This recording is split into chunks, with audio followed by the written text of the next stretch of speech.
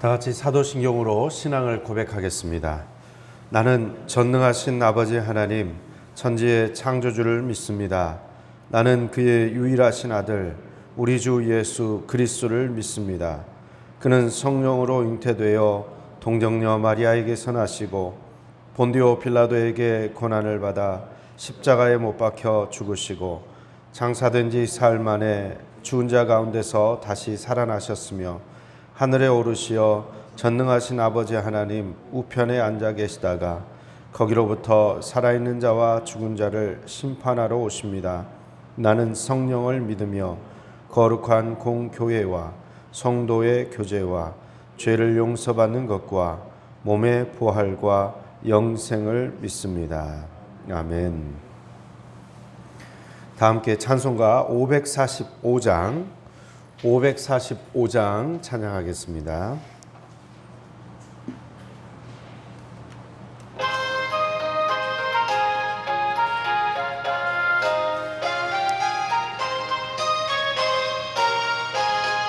이 눈에 아무 증거 아니 배워도 믿음만을 가지고 손을 걸으며 이 귀에 아무 소리 아니 들려도 하나님의 약속 위에 서리라. 걸어가세 믿음 위에 서서 나가세 의심 버리고 걸어가세 믿음 위에 서서 눈과 귀에 아무 증거 없어도 이 눈이 보기에는 어떠하든지 이미 얻은 증거대로를 믿으며 이 마음에 의심 없이 살아갈 때에 우리 소원 주 안에서 이루리.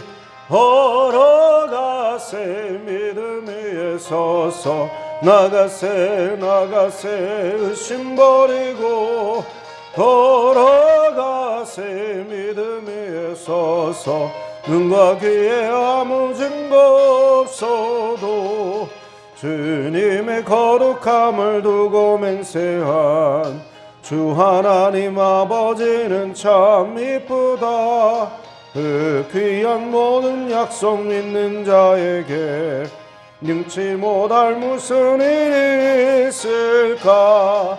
걸어가세 믿음 위에 서서 나가세 의심 버리고 걸어가세 믿음 위에 서서 눈과 귀에 아무 증거 없어도.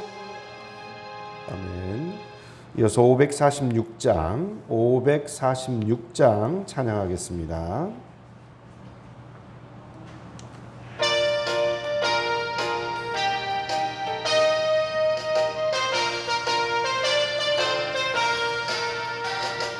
주님 약속하신 말씀 위에서 영원토록 주를 찬송하리라. 소리 높여 주께 영광 돌리며 약속 믿고 굳게 서리라. 굳게 서리. 영원하신 말씀 위에 굳게 서리. 굳게 서리. 말씀 위에 굳게 서리라.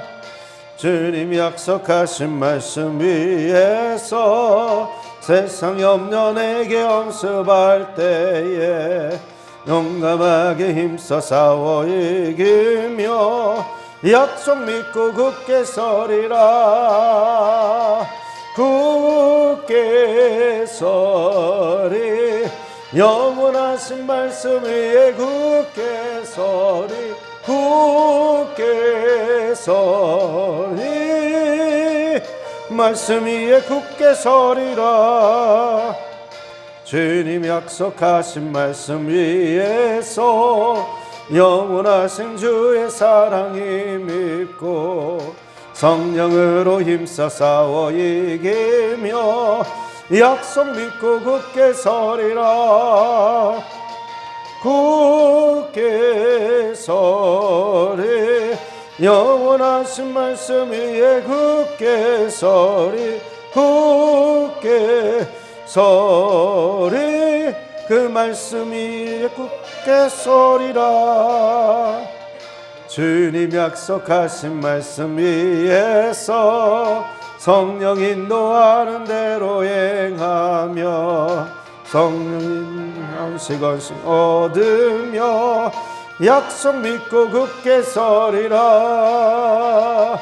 굳게 서리 영원하신 말씀 위에 굳게 서리 굳게 서리 그 말씀 위에 굳게 서리라. 아멘. 하나님께서 오늘 우리에게 주시는 말씀은 레위기 10장 1절부터 11절까지의 말씀입니다. 레위기 10장 1절부터 11절.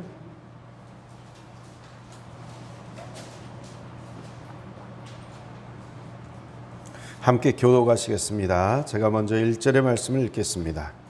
아론의 아들 나답과 아비후가 각기 향로를 가져다가 여호와께서 명령하시지 아니하신 다른 불을 담아 여호와 앞에 분향하였더니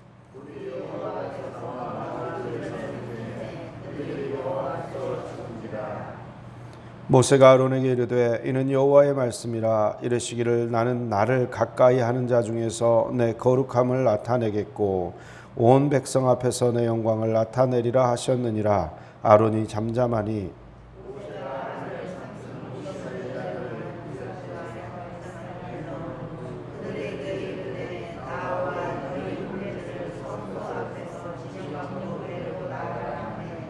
그들이 나와 모세가 말한 대로 그들을 옷 입은 채 진영 밖으로 메어내니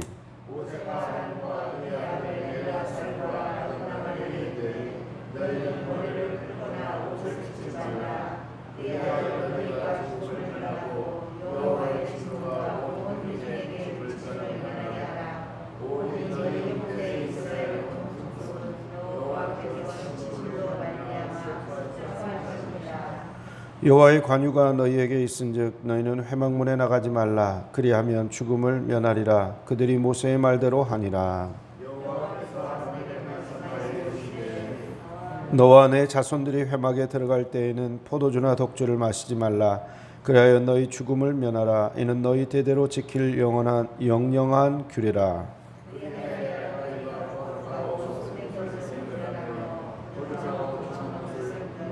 함께 읽겠습니다. 또 나 여호와가 모세를 통하여 모든 규례를 이스라엘 자손에게 가르치리라. 아멘. 기도하겠습니다.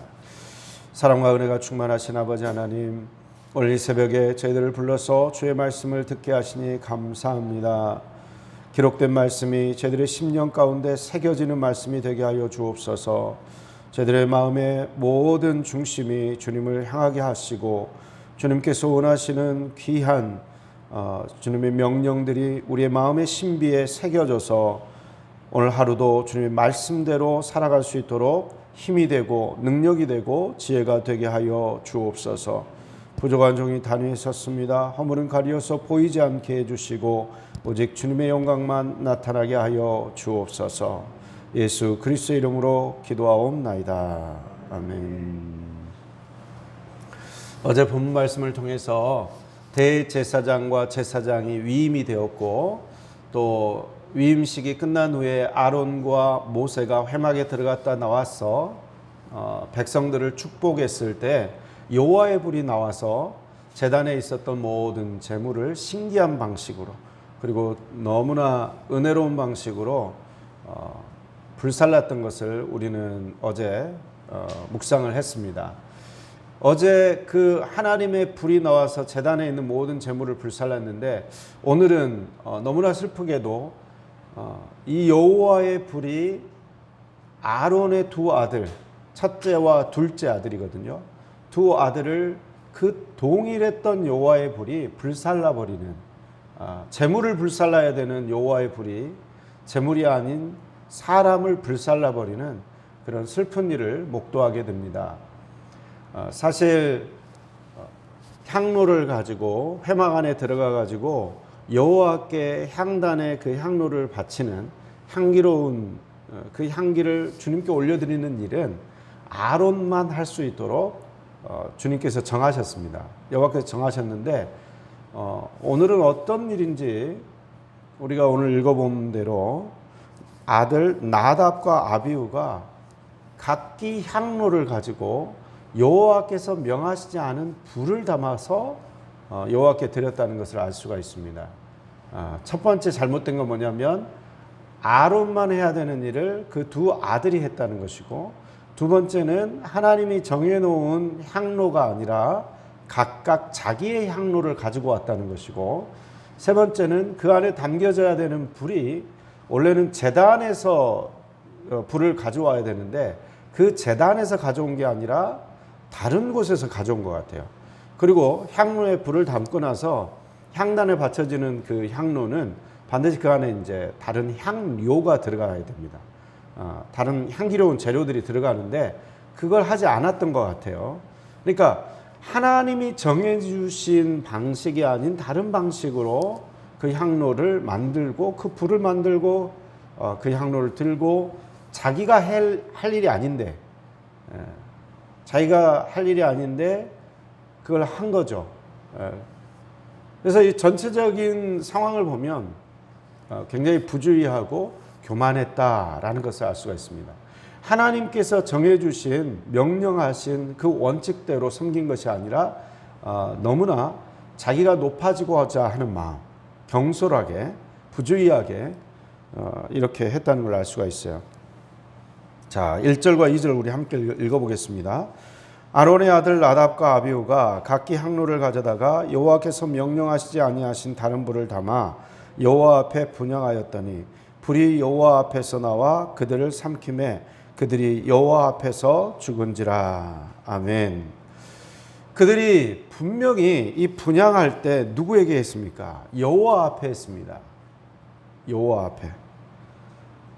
근데 불은 또 어디에서 나왔습니까? 여호와 앞에서 나왔습니다.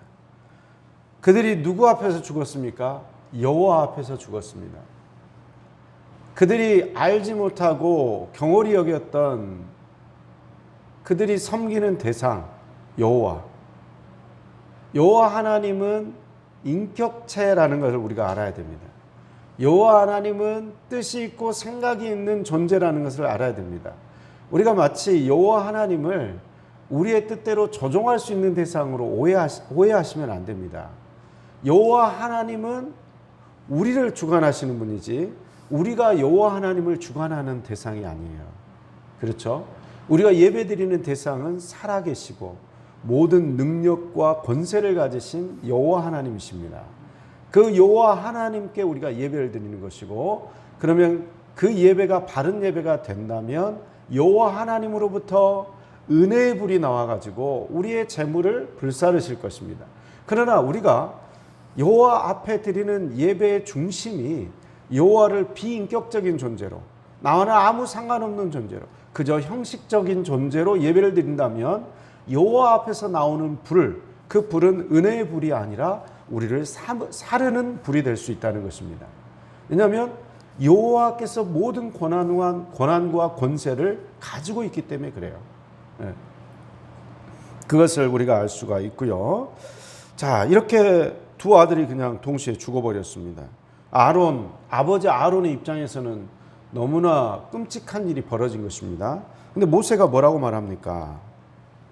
3절 말씀 우리 함께 읽겠습니다. 모세가 아론에게 이르되 이는 여호와의 말씀이라 이르시기를 나는 나를 가까이 하는 자 중에서 내 거룩함을 나타내겠고 온 백성 앞에서 내 영광을 나타내리라 하셨느니라. 아론이 잠잠하니.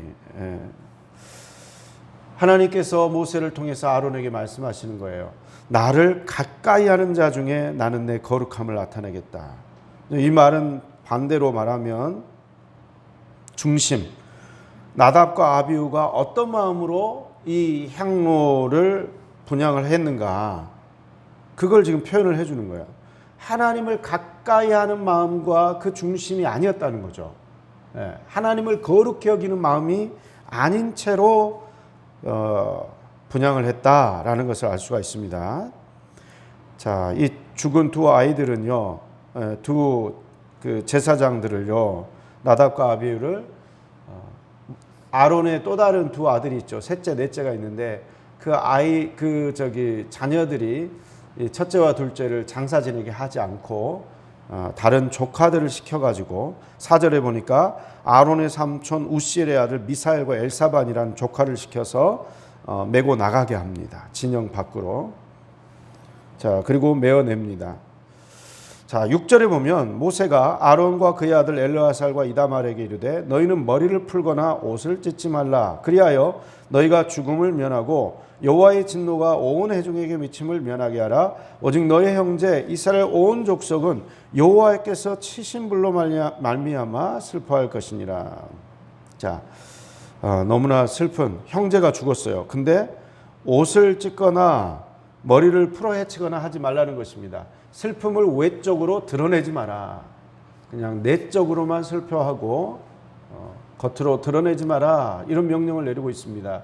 왜냐하면 아론부터 시작해서 나머지 두 아들도 제사장이기 때문에 제사장은 하나님과 백성들 사이에서 가장 우선해야 되는 일은 자기의 감정을 드러내는 일이 아니라 때로는 그 감정까지 숨겨가면서 백성들과 하나님 사이에 마땅히 해야 하는 일에 집중할 때가 있기 때문에 그렇습니다. 지금 7일 동안에 제사장 위임식을 막 끝냈어요. 그리고 어제 8일째에는 그 제물을 하나님께서 흠양하시고 은혜로운 불이 내려오고 사람들이 기뻐서 외치고 찬양하고 기쁨이 충만한 상태였어요. 그러나 그 기쁨 속에서 인간이 넘어서는 안 되는 선, 하나님이 누구신가? 하나님이 거룩한 존재시고 영광 받으셔야 되는 존재인데 하나님 대신에 자기의 뜻, 자기의 교만이 앞서게 될 때 그 불은 은혜의 불에서 진노의 불이 될 수 있다는 거예요. 그리고 그 일을 수반하고 그 일을 진행하고 있는 제사장들은 철저하게 자기의 사명이 무엇인지 깨달아야 된다는 것을 우리에게 알려주고 계십니다. 그리고 나서 이제 제사장에게 금지하는 명령들이 등장을 해요. 8절 그리고 9절에 보면 이렇게 명령합니다. 여호와께서 아론에게 말씀하여 이르시되 너와 내 자손들이 회막에 들어갈 때에는 포도주나 독주를 마시지 말라. 그리하여 너희 죽음을 면하라. 이는 너희 대대로 지킬 영영한 규례라. 자, 10절까지 읽어보겠습니다. 그리하여 너희가 거룩하고 속된 것을 분별하며 부정하고 정한 것을 분별하고. 아멘. 여기 갑자기 포도주나 독주를 마시지 말라는 말이 나와요. 자, 너와 내 자손들이 회막에 들어갈 때, 회막은 아무나 들어가는 게 아니라 이스라엘 백성들만, 또 특히나 회막 안 성소에는 제사장들만 들어갈 수 있었죠.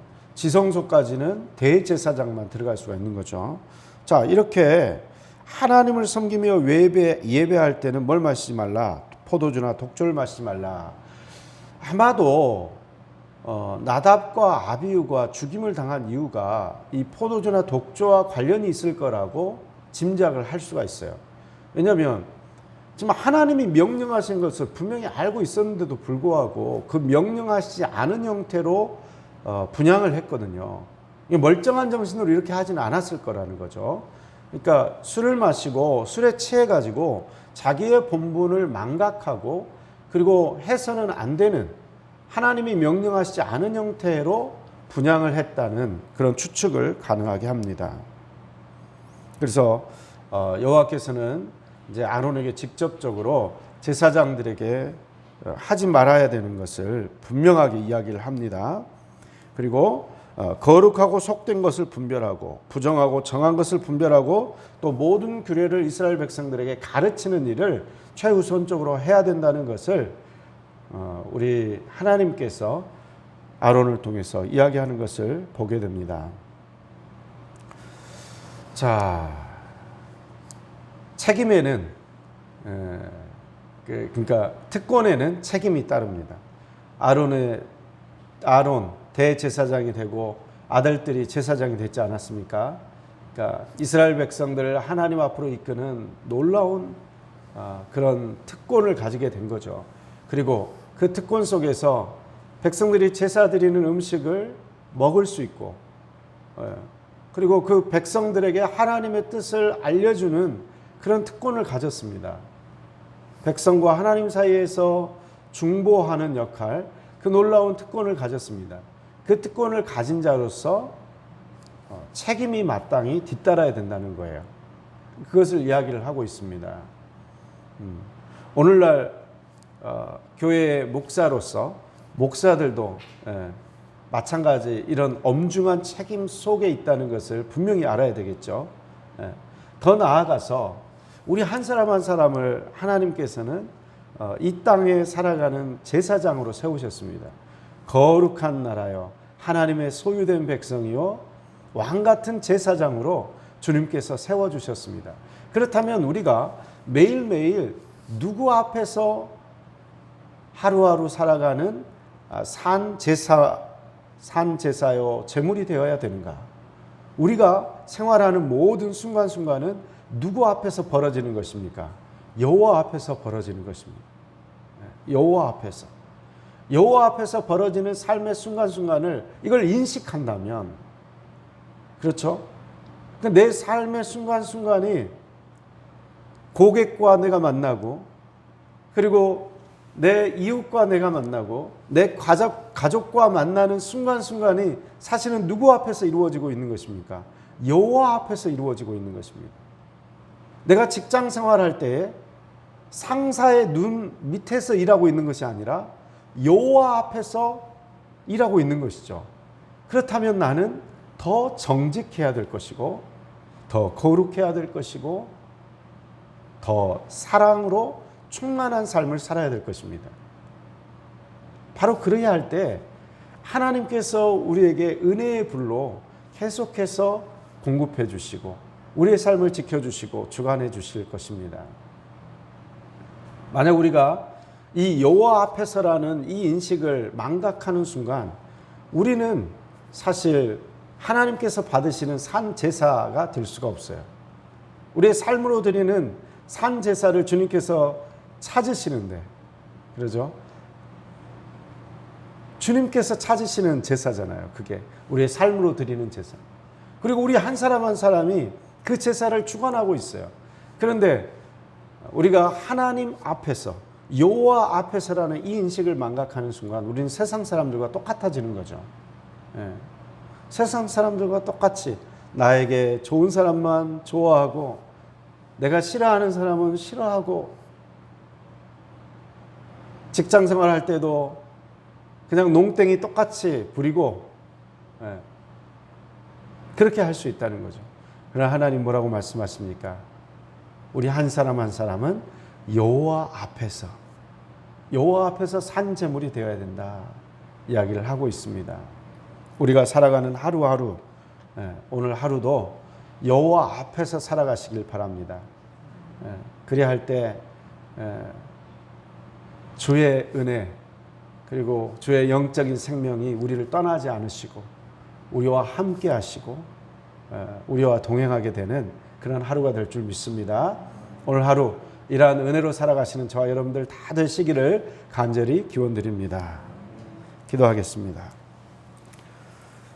사랑하는 은혜가 충만하신 아버지 하나님, 오늘 하루도 주의 은혜 속에서 나와 주의 말씀을 듣게 하시니 감사합니다. 저희 한 사람 한 사람을 이 세상 속에서 산 제물 되게 하셨사오니 여호와 앞에서 살게 하여 주옵소서. 여호와 앞에서 호흡하고 여호와 앞에서 사랑하고 여호와 앞에서 일하고 여호와 앞에서 섬기는 귀한 제사장들 될 수 있도록 주님 함께하여 주옵소서. 저희들에게 은혜의 특권을 주신 만큼 주님을 섬기는 책임 또한 있음을 명심할 수 있도록 도와주시고, 우리의 말 한마디, 우리의 행동 하나, 그리고 우리의 눈빛 하나까지도 여호와 앞에서 순종하며 여호와의 임재를 의식하며 살아가는 지혜로운 자들 다 되게 하여 주옵소서. 이 모든 말씀을 예수 그리스도의 이름으로 기도하오며, 지금은 우리를 죄 속원하신 주 예수 그리스도의 은혜와 아버지 하나님의 극진하신 사랑하심과 성령님의 인도하심과 위로하심과 교통하심의 역사가 오직 산 제물로 여호와 앞에서 살아가기를 다짐하는 귀한 성도님들 한 분 한 분 위에, 가정과 일터와 사업장과 자녀들의 앞날 위에, 이 나라의 민족과 합렬 제일교회 위에 지금부터 영원토록 함께하옵시기를 간절히 축원하옵나이다.